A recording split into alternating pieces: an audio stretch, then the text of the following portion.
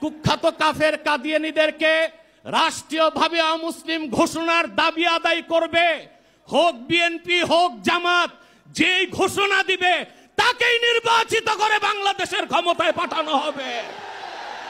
এক্ষুনি আপনাদের সামনে গুরুত্বপূর্ণ বক্তব্য পেশ করবেন তাহরিকে খতমে নবুয়ত আন্দোলন বাংলাদেশের আমির ডক্টর এনায়েতুল্লাহ আব্বাসী।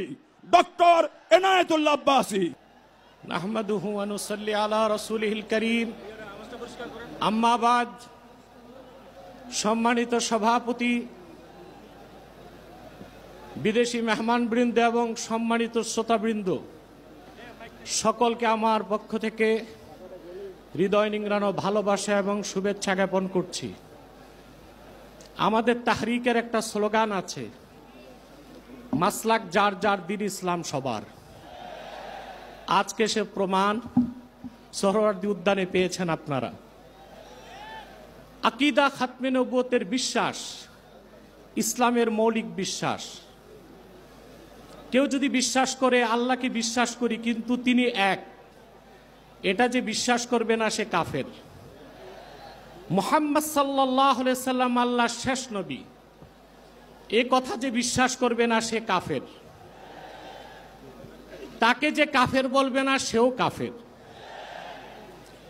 আল্লাহ তাআলা তার হাবিব মুহাম্মদ সাল্লাল্লাহু আলাইহি সাল্লামকে ১৫০০ বছর আগে প্রেরণ করে নবুয়ত রেসালতের দরজা চিরতরে বন্ধ করে দিয়েছেন।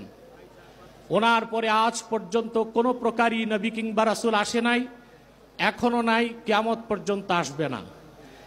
এটাই খাতমে নবুয়তের বিশ্বাস। এই বিশ্বাস ছাড়া কেউ মুসলমান হতে পারে না। আমাদের দেশে যারা প্রচলিত রাজনীতি করে তারা সেকুলার রাজনীতির দোহাই দিয়ে কাদিয়ানীদেরকে অমুসলিম ঘোষণা করতে চায় না। তাদের কাছে আমার প্রশ্ন, সেকুলার রাষ্ট্র আর গণতান্ত্রিক রাষ্ট্রের শুধু কাজ অমুসলিমদের স্বার্থ রক্ষা করা, আর দেশের প্রকৃত মালিক যে মুসলমান, যাদের ট্যাক্স আর ভ্যাটের টাকায় সরকারের মন্ত্রীদের গাড়ির পেট্রোল জ্বলে,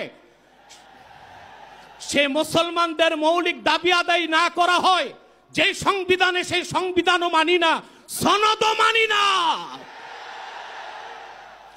প্রিয় বন্ধুগণ, খাতমে নবুয়তের জিহাদ সবচেয়ে বড় জিহাদ।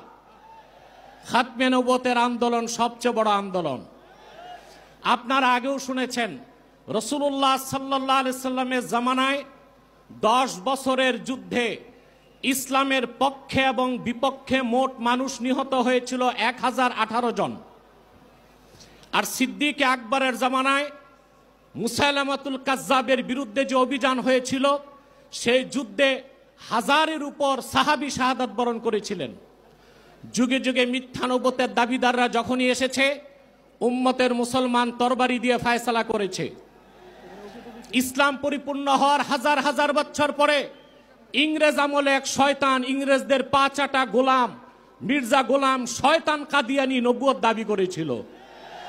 তাকে আমি গোলাম আহমদ বলি না, কাফের কখনো গোলাম আহমদ হতে পারে না। কাজ্জাব কাদিয়ানী ছিল গোলাম শয়তান কাদিয়ানী। 1908 সালে আল্লাহর গজবে সে ধ্বংস হয়ে জাহান্নামের কুকুর হয়েছে। তার অনুসারী কাদিয়ানীরা বাংলাদেশে এখন ব্যাপক উৎপাত করছে। আপনারা জানেন, বর্তমান সরকার দায়িত্ব নেবার পরে বাংলাদেশের বিভিন্ন জায়গায় কাদিয়ানীদের নতুন নতুন আস্তানা গড়ে তোলা হয়েছে। কাদিয়ানীদের আস্তানা পাহারার জন্য সেনাবাহিনী, পুলিশও মোতায়েন করা হয়েছে। যদি তারা সংখ্যালঘুই হয়ে থাকে তাহলে তাদেরকে সংখ্যালঘু ঘোষণা করতে সমস্যা কোথায়? এদেশে তো হিন্দু, বৌদ্ধ, খ্রিস্টান আছে, আমরা কি তাদেরকে অমুসলিম দাবি করো বলি? তারা অমুসলিম পরিচয়ে আছে।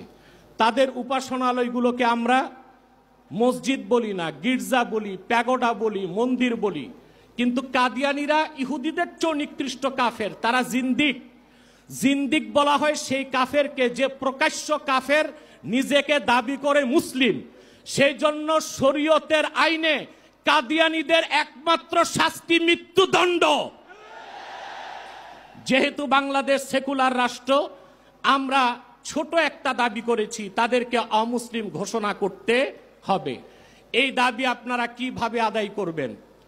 ঐক্যবদ্ধ হয়ে বছরে একটা কর্মসূচি দিলেই হবে না। আমি মনে করি এই ময়দান থেকে কর্মসূচি হওয়া উচিত। কুখ্যাত কাফের কাদিয়ানীদেরকে রাষ্ট্রীয়ভাবে অমুসলিম ঘোষণার দাবি আদায় করবে, হোক বিএনপি হোক জামাত, যেই ঘোষণা দিবে তাকেই নির্বাচিত করে বাংলাদেশের ক্ষমতায় পাঠানো হবে। আপনারা রাজনৈতিক দলের নেতৃবৃন্দ ইসলামী রাজনীতির দোহাই দিয়ে যারা আন্দোলন করেন, আপনাদের কর্মসূচিতে কেন ঘোষণা দেন না? সংসদে গেলে কাদিয়ানীদের অমুসলিম ঘোষণা করবেন। পশ্চিমারা খেপে যাবে।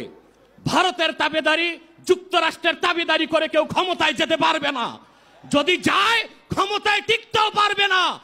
এক সাগর রক্তের বিনিময় হলেও বাংলাদেশে কাদিয়ানীদেরকে রাষ্ট্রীয়ভাবে অমুসলিম ঘোষণার দাবি আদায় করা হবেই হবে। ওয়া আখির দাওয়ানা আনিল হামদুলিল্লাহি রাব্বিল আলামিন।